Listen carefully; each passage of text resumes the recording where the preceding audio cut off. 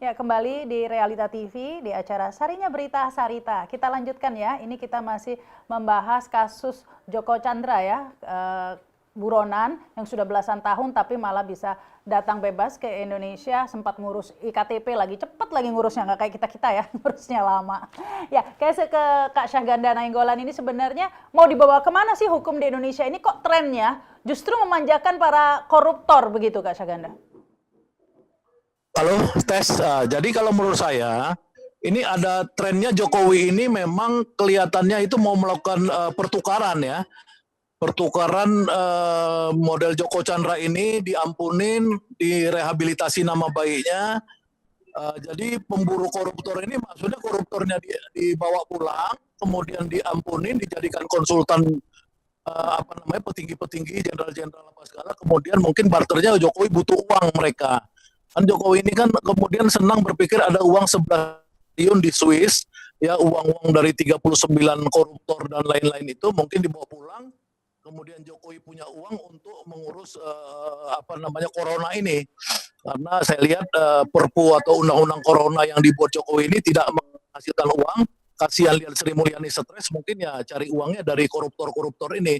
Jadi saya pikir arahnya ke sana. Jadi kalau Joko Chandra bisa jadi sangat terhormat artinya berkantor di Bareskrim bersama para jenderal-jenderal, artinya sangat terhormat. Saya pikir memang arahnya itu pengampunan para koruptor. Jadi buat pemburu koruptor, kemudian diburu, dibawa pulang mesra, kemudian Mintain duit. mereka dihormatin gitu. Itu mungkin tren yang saya lihat ke depan.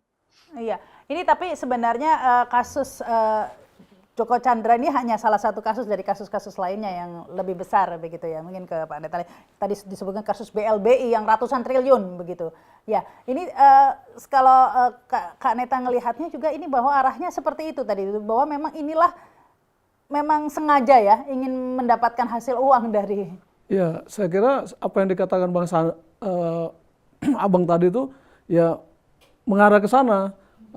Di dalam kesempatan di mana Presiden membuka peluang seperti itu, oknum-oknum jenderal ini mencari kesempatan. Sehingga ya di polisi itu kan semua urusan tuh harus uang tunai ya, nggak ada yang nggak pakai uang. Apalagi kemudian urusan Joko Chandra yang notabene adalah teman mereka sejak lama. Boleh dikatakan uang yang dikorupsi Joko Chandra hanya sekian, tapi kan jenderal-jenderal yang jadi teman itu ngelihat nih aset Joko Chandra kan masih banyak nih, yang masih bisa disedot nantinya gitu ya. Jadi saya kira mereka sekarang ini mengambil uang kecil dulu, begitu nanti Joko Chandra sudah bebas, dia bisa dijadikan ATM juga untuk disedot. Ya, tapi gitu. ya ini mungkin ke Kak Kurnia juga, kelihatannya sangat percaya diri ya kalau melihat gerakan Joko Chandra ini benar-benar, bahkan foto-foto lagi mau berangkat ke bandara pakai PIS begitu kan tadi itu ya, PIS Indonesia. Itu foto-foto selfie begitu ya sebelum berangkat, bahkan ada fotonya dengan Ketua MA tadi katanya ya, Syarifuddin ya. Nah, ini apa sih yang membuat begitu percaya diri? Apakah memang sudah ada semacam jaminan ya atau semacam prospek begitu bahwa di PK nanti akan dikabulkan dan dia akan bebas? Ya, ini kan seperti dia bukan hanya menghina para penegak hukum ya, tapi Joko Chandra ini menghina 260 juta warga Indonesia. Dan memang kalau kita bicara soal bagaimana proyeksi putusan PK ke depan, kita harus mengingat bahwa pada saat Joko Chandra ini dinyatakan bersalah pada putusan peninjauan kembali yang menghukum dia 2 tahun penjara dan membayar uang pengganti 546 miliar, 1 hari sebelum pembacaan putusan itu dia sudah mendengar kabar bahwa dia mendapatkan putusan berupa pemidanaan sehingga dia kabur ke luar negeri. Berarti kan dia kemungkinan ada channel, ada link, ada jaringan juga di Mahkamah Agung sehingga bisa dia tahu putusannya. Kita khawatir hal itu kembali terjadi di peninjauan kembali. Karena kalau kita berpikir, untuk apa Joko Chandra itu capek-capek mengurus KTP, paspor, datang ke Indonesia, mendaftarkan PK, melobi kepolisian, sementara selama ini toh dia nyaman-nyaman saja di luar negeri, toh dia aman-aman saja. Berarti kan ada sesuatu yang ingin diupayakan, yang kemungkinan dia sudah tahu ke depan ini putusannya seperti apa. Maka dari itu tadi penting saya tekankan bahwa Mahkamah Agung harus menghentikan persidangan peninjauan kembali ini? Karena saya khawatir putusannya akan bebas. Berarti ditolak dong pengajuan PK-nya. Iya benar, saya khawatir permohonan PK-nya itu diterima oleh Mahkamah Agung sehingga putusannya bebas. Ya ini Kak Syaganda sebenarnya mau dibawa kemana sih hukum di Indonesia ini? Karena kalau kemudian kasus ini dibiarkan saja, seperti Harun Masiku kan orang lama-lama lupa juga ya sama Harun Masiku. Ini akan mengalami nasib yang sama begitu ya. Kalau istilah Kak Neta tadi, Presiden Jokowi slow-slow saja. Slow-slow saja. Nah ini apa dampaknya ya ketika masyarakat kemudian sudah tidak percaya dengan hukum lagi? Jokowi slow-slow. Itu menarik, Neta itu bahasa Medan tuh slow-slow. Slow-slow itu artinya nggak melakukan apapun. Memang kan kalau kita lihat ini kan satu pada saat kejadian, kedua setelah di publik muncul isu ini.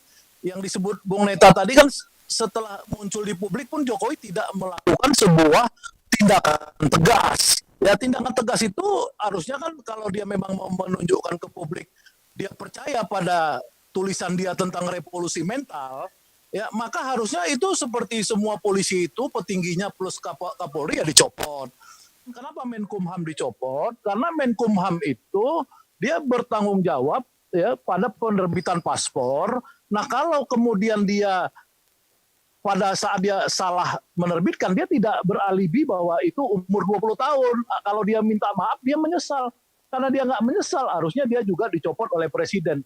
Tapi kalau presidennya slow-slow, maka saya berkeyakinan bahwa ini ada trade-off. Trade-off itu seperti Megawati dulu melakukan release and discharge ya pada saat berkuasa demi apa? Demi uang-uang perampok BLBI itu bisa masuk.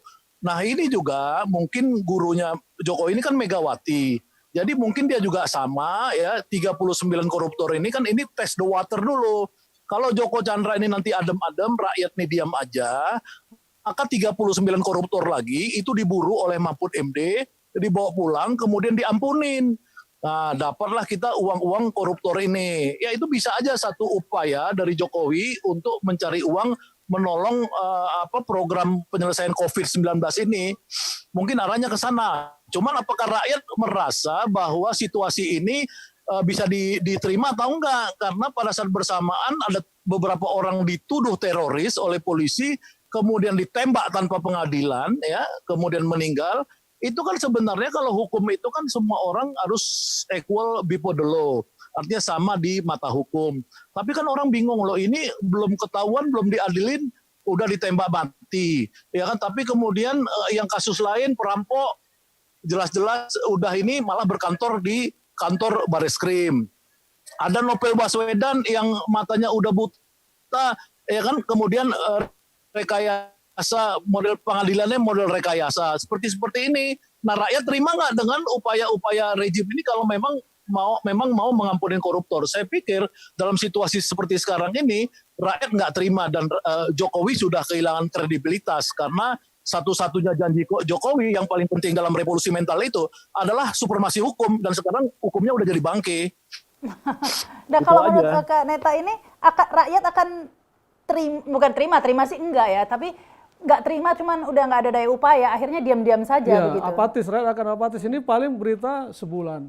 Setelah itu akan muncul kasus baru. Nah, sebenarnya kalau saya melihat dari sisi pribadinya Joko Chandra, sebenarnya dia rugi.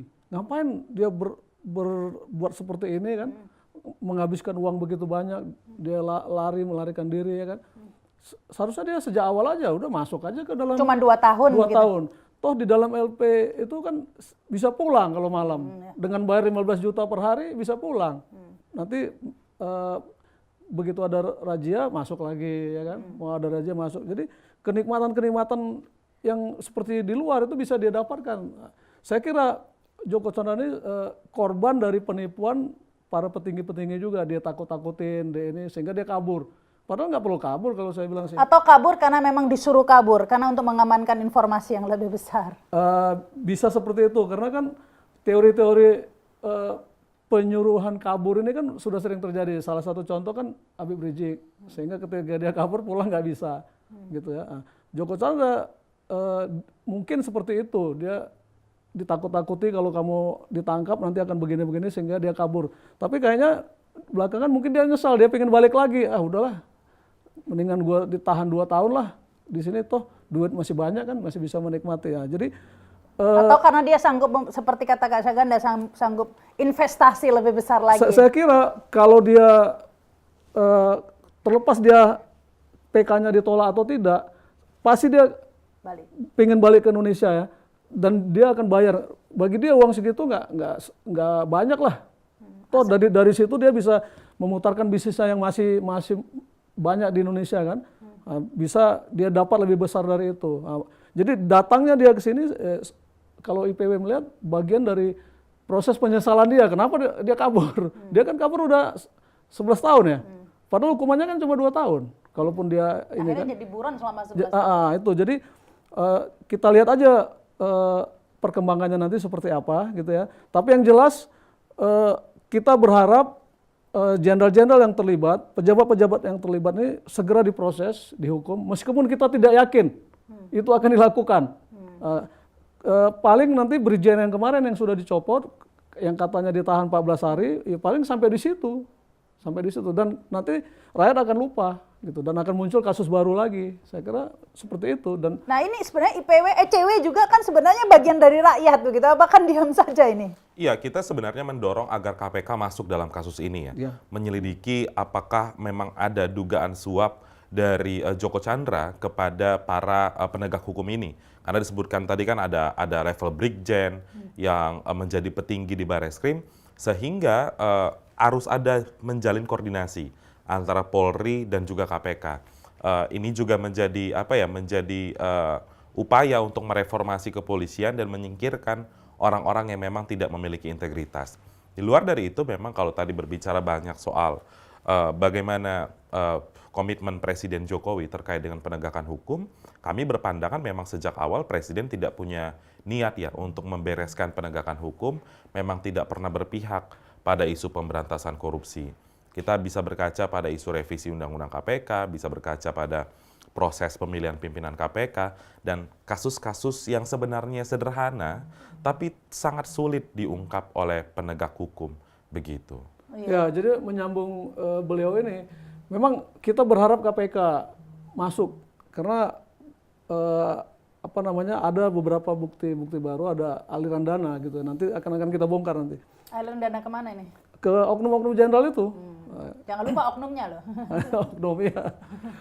Tapi kita juga Indonesia Polisi juga berkeyakinan KPK tidak akan mau, ya kan? Tidak mungkinlah jeruk makan jeruk, ya kan? Termasuk jenderal-jenderal yang terlibat ini tidak hanya sebatas sensasi-sensasi seperti ini dan kemudian dilupakan, karena tidak mungkin jeruk makan jeruk. Termasuk Karena KPK sendiri juga bagian dari. ya, KPK sepertinya arahnya lebih kepada memburu koruptor sipil, ya. Tapi di luar sipil, militer, polisi, kayaknya mereka belum punya kekuatan, belum punya keberanian untuk itu.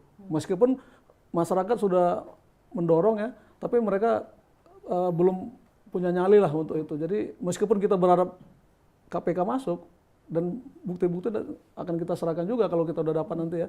Tapi kita pesimis, KPK punya nyali untuk itu. Karena di banyak kasus, sepanjang ada sejarah KPK, kan belum ada satupun kasus korupsi di luar sipil yang dituntaskan KPK. Kemarin ada petinggi TNI yang memasukkan info kan, tapi kan kita nggak tahu prosesnya seperti apa dan tidak ada penyelesaian yang jelas. Nah, jadi kesimpulannya, meskipun kita berharap KPK mengusut para jenderal yang diduga menerima suap menyuap di sini atau gratifikasi, tapi kita yakin KPK tidak punya nyali untuk mengusut itu. Jadi gimana dong kesimpulannya, solusinya? Kesimpulannya sebulan ini jadi heboh di masyarakat, kemudian diam, muncul kasus baru. Kan selama ini seperti itu. Paling lama isu sebulan. Jadi seperti itu Kak Syaganda, kita harus terima saja berbagai sandiwara ini ditampilkan begitu, berbagai pertunjukan-pertunjukan prank-prank ini jadi rakyat hanya terima saja, nanti muncul kasus-kasus baru lagi, sandiwara baru lagi, seperti itu Kak Syaganda. Yang kemarin kasus Onggo yang petrokimia 37 triliun kan itu kan. Kan itu kemudian kan nggak jelas juga. Jadi sebenarnya memang kasus demi kasus seperti kata Bung Neta, selama Jokowi dengan revolusi mentalnya ini, maka hukum ini mental-mentul. Nggak pernah bisa kita percaya lagi hukum bisa ditegakkan di Indonesia selama Jokowi jadi presiden. Tapi Jadi presidennya kalau belum orang Jokowi juga nggak ada yang kayak BLBI semuanya juga nggak bisa juga sih. Ya bukan, maksud saya kan Jokowi itu kemarin berjanji bahwa dia dengan revolusi mental. Jadi Jokowi ini kan dulu menulis, dia hebat sekali pernah menulis masuk di Kompas. Ya, saya aja untuk nulis itu masuk Kompas itu bisa setelah setahun nyoba baru akhirnya bisa masuk di artikel opini Kompas ya, halaman 6 halaman 7. Jokowi belum hebat tuh bisa tiba-tiba masuk di Kompas judulnya revolusi mental. Nah, dengan revolusi mental itu Jokowi berjanji akan melakukan perubahan struktural hukum dan kebudayaan budaya hukum. Nah, jadi kan janjinya itu kan dengan pikirannya luar biasa. Tapi faktanya setelah 6 tahun berkuasa, ini hukum hancur di Indonesia. Ya kan, orang yang paling dibanggakan di KPK saja ketika matanya dibutakan, ya Jokowi nggak bertanggung jawab selama 2 tahun lebih, tidak ada perkembangan setelah orang yang dianggap membutakan mata Novel Baswedan, kemudian kita tahu dihukum ringan. Ya itu kan menunjukkan itu tambahan dengan rencana undang-undang KPK yang baru itu yang melumpuhkan KPK yang kita udah bahas selama ini. Jadi berharap pada KPK sebagai motor pergerakan pemberantasan korupsi di Indonesia itu kan sudah hilang di masa Jokowi. Di masa dulu memang ada cacat-cacat ya, tapi tidak hilang. Kalau sekarang udah sama sekali hilang. Yang kedua ini mengharapkan kepolisian, sekarang polisinya sendiri udah jadi tempat nongkrongnya koruptor kakap. Dibilang 900 miliar itu kecil, di zaman 20 tahun lalu kasus Bank Bali itu uang gede. Waktu itu saya ingat Bank Mega punya Hairul Tanjung aja. Ingat saya waktu itu untungnya 250 miliar. Ya sekarang udah puluhan triliun. Jadi orang yang punya 900 miliar zaman itu, ini sekarang bisa jadi puluhan triliun kalau dia dipakai usaha terus. Jadi itu uang gede sekali di zaman itu. Nah jadi ini uang besar juga ya kalau kita konteksnya uang. Edi Tamsil jadi dulu kalau 1 triliun ya kan? Edi Tamsil 1,3 kan, ini 900. Jadi maksud saya ya ini kita lihat ya zaman Jokowi ini Jiwasraya bisa sampai 17 triliun ya, Indosuria apa segala. Pokoknya zaman Jokowi ini udah banyak sekali ini skandal-skandal perampokan dan lain-lain.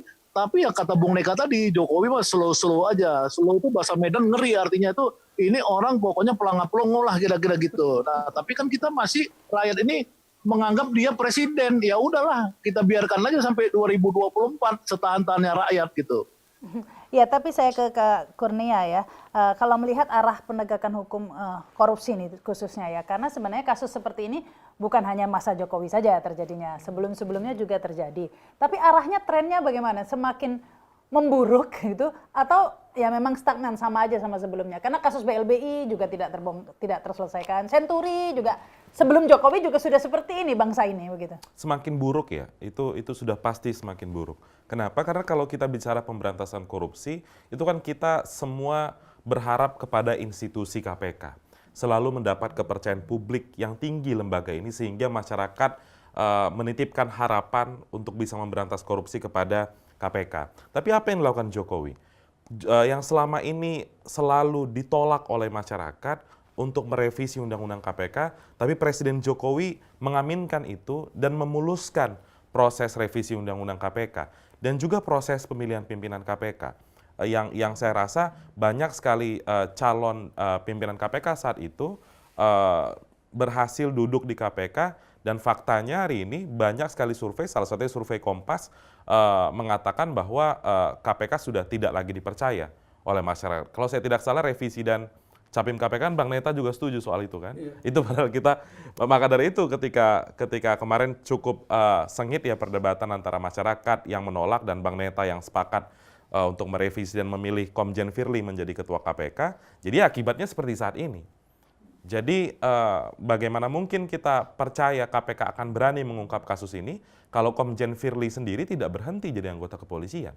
Sehingga konflik of interest ketika dia mau mencoba masuk ke dalam wilayah kepolisian. Kalau kita bicara soal track record KPK pernah Bang Neta menindak kepolisian, Irjen Joko Susilo, kasus Korlantas simulator SIM, Dan Sama juga Kapolri, mantan Kapolri. 2015 Komjen Budi Gunawan pernah ditetapkan tersangka oleh KPK. Terus Diharjo juga. Terus Diharjo, Iya, pernah Kapolri. juga Tapi dia kasus sebagai duta besar, bukan kasus internal polisi. Oh iya. dan harusnya kalau level seperti Brigjen, Irjen ini tidak jadi hambatan kepada KPK. Tapi karena kondisi KPK hari ini sebagaimana diucapkan oleh Bang Syahganda tadi ya, mustahil KPK akan berani menindak ini. Jadi ya Presiden Jokowi memang terbiasa untuk mendiamkan ketidakadilan terjadi di tengah masyarakat. Sebagaimana tadi disebutkan Bang Ganda berulang kali kasus novel. Putusan kemarin hanya 1,5 dan 2 tahun. Tentu ini kan menciderai rasa keadilan begitu. Jadi kita selalu, Jokowi selalu mendengungkan untuk optimis kepada bangsa Indonesia, tapi realita kita di depan mata kita dipaksa untuk pesimis dengan situasi penegakan hukum hari ini. Jadi Gitu sudah mungkin. terbiasa mendiamkan istilahnya. Ya, jadi menyambung beliau ini, prestasi penegakan hukum itu jauh melorot, tapi pencitraan mereka naik luar biasa. Misalnya polisi selalu mengagungkan promoter, profesional, modern, terpercaya. Apanya terpercaya? Di mana-mana masyarakat ngeluh. Nah, puncaknya ya ini gitu ya, Pak Joko Chandra ini.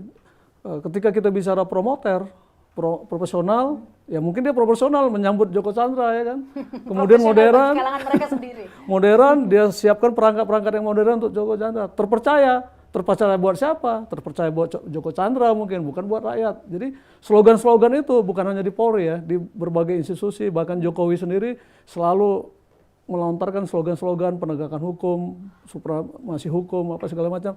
Tapi semua itu bullshit, hanya kata anak milenial omdong, omong doang. Tapi realisasinya nggak ada. Nah sekarang Mbak juga ada anekdot yang timbul di tengah masyarakat ya. Jadi orang sering bilang sekarang pemburu koruptor seperti novel diserang polisi, koruptor dilindungi polisi. Jadi itu kan dua hal yang sangat nyata terlihat di depan kita. Seorang Joko Chandra dilindungi polisi, novel yang memburu para koruptor malah diserang polisi. Dan itu didiamkan oleh pihak eksekutif hari ini. Film India itu Iya. menarik tuh. Yang penjahatnya jadi orang baik, yang polisinya jadi orang jahat. Benar. Iya. Jadi memang dalam forum ini seharusnya ada polisi yang hadir. Jadi kita tidak menghakimi dia. Kalau ada polisi kan dia bisa membela diri. Ya, Harusnya tapi gitu ya. memang tidak Itu. mudah ya meminta kesediaan. Karena trennya sekarang ini IPW melihat polisi itu lebih takut kepada Tuan Takur ketimbang kepada masyarakat.